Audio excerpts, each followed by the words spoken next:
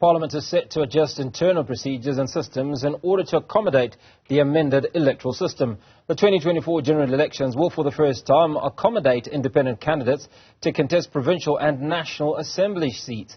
The Constitutional Court recently ruled that independents only require 1,000 signatures instead of the earlier 14,000 to contest general elections. For more on this, we're joined by Transformation Alliance leader Abel Tau. Mr. Tau, appreciate your time this evening. Now, what are the broader implications of the Electoral Amendment Act, particularly in terms of expanding the electoral participation and providing more choices for national and provincial leadership? Thank you very much, Hugo, for having us, and good evening to viewers at home. Look, the broader implications are obviously that South Africa has at least now an opportunity to have a wider variety to choose from. I think that individuals who feel they can offer something to the country don't have to go through parties and party systems to be part of, the solution to this country. And I think this is a very important time in the life of our country because this is long overdue. But obviously, you would remember that this bill, when it was still a bill, Parliament had to vote twice to the Apex Court to ask for an extension. And it just goes to show you the unwillingness of the institution called Parliament in ensuring that this bill went seamlessly up to a point where it was signed by the President. And obviously going into this period where it has to go back to Parliament for them to amend internal processes, we are worried. We definitely would be watching this one closely because it has to be expedited expeditiously. But looking at the kind of returns we've had this year, the Electoral Amendment Act is Act 1 of 2023 that tells you how dismal Parliament has performed this season. And we are worried that having that independents have had to go to the Apex Court, it tells you the kind of hurdles that are being put on the way for people to really exercise their democratic right of putting a hand up to be chosen by South Africans. Now, one of the biggest challenges that many South Africans have faced in the last few years is around service delivery. Do you feel that the new ruling allows individuals who are resident in communities to stand up and be counted as potentially as councillors? And the fact that they are localized politicians, if you will, they understand the needs of the community, that this in itself will allow better service for the people of South Africa. Absolutely, Hugo. I think more than anything, it does not just allow individuals to stand up from communities, but it also allows for communities to actually rise on their own and say, within us and amongst us, we have so-and-so whom we believe can actually represent our interests and our views. And I think this is one beautiful thing about this act, is that for the first time in the history of our country, we are going to be seeing divergent views, because I honestly believe, and we honestly believe as the Transformation Alliance, that, the bunch that currently is leading our country, unfortunately, is not in touch with the reality. Because when you are in government for so long, especially because most of our ministers and those in the National Assembly have been there for at least over 20 years, majority of them, they have, been living the life of pet cares and really have not been in touch with communities at grassroots level. You see that in the list processes, in how these list processes for parties are being done. And basically now political parties are there to serve the politics of the day, and obviously the political masters who are those who are represented in Parliament. And for communities to get an opportunity now to be able to nominate somebody from within their own communities and actually rally behind an individual would be something that is great for our country. Obviously, we still have a long way to go, but I think it's a very good start for all of us, and especially now that the Apex Court has also put aside the unlawful actions of trying to put additional barriers of getting so many signatures by these individuals who want to really bring solutions and different ideas to that legislature. I think that as South Africans, we can only look forward to the elections next year with a lot of optimism that something good is about to happen to this country. Now, we all know that in the business of politics, it's about reach and being able to speak to your constituents and put across your respective message. Now, will the Electoral Funding Act be able to react quickly enough in terms of offering some assistance to many of these individuals that seek to put their messages across? Because you can't do much without some form of financial assistance. Absolutely. I do think that without the requisite amount of financial assistance, even expert assistance, in the field would definitely be difficult for individuals to be able to really make a dent and obviously get elected. And therefore, unfortunately, for now in 2024, it might be a bridge too far for many of these independent candidates. And you would probably see why, the mushrooming of so many new political parties. And we are hoping that as this act now, gets to be implemented, things will improve. You remember that the Minister of Home Affairs is actually required, according to this act, to put together a commission or a panel to go and actually investigate other reforms that need to be implemented or to be included in order to give effect to this act in its fullness. And therefore, we do believe that those should be some of those considerations that need to be in place, because going into an election and actually contesting an election is not an easy feat, and it's not a cheap exercise. And we don't want our democracy to be now a commodity where only those with deep pockets can actually participate and actually raise hands, because we know that they don't own the monopoly of ideas. In fact, some of the most brilliant ideas are found from people who are actually not having those deep pockets to be able to bring them into the arena where they can actually be implemented. So we are hoping that Parliament will do due diligence to ensure that some of these barriers are removed, and that as we move forward as South Africa, we move into an era where really Parliament can be an arena where ideas can be contested, and not just a rubber stamp body that rubber stamps, the ideas, or obviously, the ideas of the ruling party.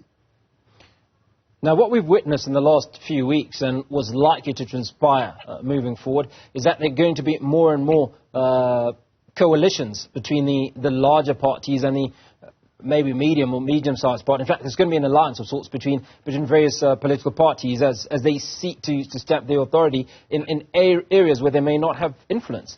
Does, therefore, this allow smaller parties, such as TTA, to go out and engage with individuals that might have a following in a particular community to go in under the, not necessarily the umbrella of TTA, but certainly to form some form of alliance?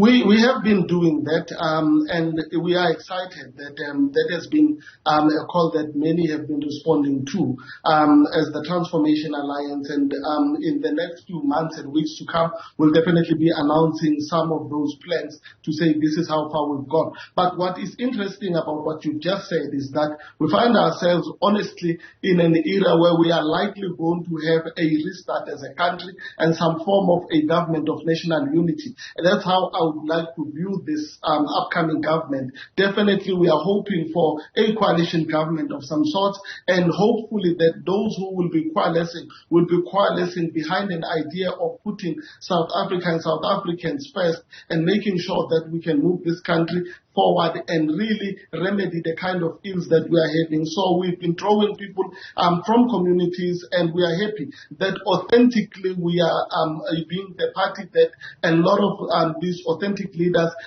see that they can be part of. And that's what you find with this kind of arrangement of our constitution, is that we are able to go at grassroots level and actually reach individuals and communities that actually are able to then support us on the basis that they know that we know firsthand what the issues are. But what is beautiful about that is that these coalitions as well will be based on the idea that there are non-negotiables, and some of those would be the issues that would have picked up in communities, and we'll be able to say, if you are not going to be able to respond to 1, 2, and 3, then we cannot work with you. I mean, I, for one, have been known to fight vehemently for the people of Hammanskraal in the issue of their water. Imagine how great it would be to say to whoever who wants to work with us that if you are not going to prioritize the provision of water to communities such as Hammanskraal or Giyani and far-flung areas where people are battling to have water and there is already day zero, then we cannot work with you. And suddenly, there is obviously a response that you can derive from these big political parties who up until now have not had the interest of the people and wouldn't care a bit to say what happens to those communities, no matter how hard those communities have been fighting and crying. Mr. Tau, let's talk about what you have to offer the people of South Africa going into the 2024 election. Now, your experience as MMC of Human Settlements in the city of Tshwane, I'm sure would have given you a vast amount of experience. So what is your message to the people of South Africa, and how are you any different from the political leadership that they are having to vote for at the moment? Look, I think, Hugo, my track record has really been proven as someone who is a delivery person. I don't think we need to be people who go out there and just promise. That is why our motto is that back to basics. I think a lot of ideas have been shared around in South Africa, but most of them are gathering, great ideas are gathering dust, and implementation has not been there. So among some of the things that we will be going out to tell electorate that they must do, and we are going to do, should we be in government, number one is at top of our agenda, it's crime, and in all forms and manifestations. I mean, GBV is part one. You would know that today we just released a statement on a GBV incident in Soshanguve where a lady's check was bent down by his lover or his partner. We are following up on that case. Similarly, there is a case of a strangled young lady in Soshanguve Block GG, and we've been following up on those. So crime, we are saying as the Transformation Alliance that let us stop being nice around the issue of crime. Let us talk about the restoration of law and order in this country and make sure that as South Africans we can be safe again, because everything else stems from that. Among some of the things, I mean, if we can have a safer country, then you will attract direct foreign direct investment into the country and be able to reindustrialize as a country so that you stimulate manufacturing and you create much needed jobs. But who is going to invest in a country that is seen as one of the highest with the crime rate in the world and the most unequal nation? You look at our education system, I mean, a lot needs to be done there. We are not producing the skills that are needed by today's economy. That needs to change, and we need to transform that as well. But also, among some of these things, we need to be straightforward and robust. We need to create jobs as a country. I mean, there is nothing as indignified as being a South African who cannot wake up to go to a job and fend for yourself. We have created a welfare state as a country, and that needs to change, and it needs to change now because it's unsustainable. So these are some of the issues that will definitely be going head first and making sure that we respond to. Also, corruption. I mean, it needs to be declared, public enemy number one, and we need to act as such that it is an emergency. South Africans must see people going to jail who are corrupt, and we must. I mean, during the 2010 FIFA World Cup, we have seen South Africa responding to crime in a different way. And what happened to those lessons? I mean, let's put specialized courts where we expedite expeditiously, crimes such as corruption, GBV, and make sure that we lock people up so that people can actually realize that if you go on the wrong side of the law, you will be dealt with decisively in this country, and then we can move on to all other things. But like we say, it's all about getting the country back to basics and doing the basics correctly. Before we do the fancy stuff of the 4IR and everything else, we just need to get the basics right. Get the border controlled, and let's make sure that the fences are there. Let's make sure that everyone who is in the country is accounted for and is actually here legally. Let's make sure that industry is being supported, and therefore we're collecting taxes, illicit flow.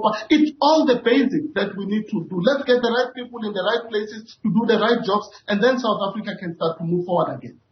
Abel Tau, appreciate your time. Transformation Alliance leader.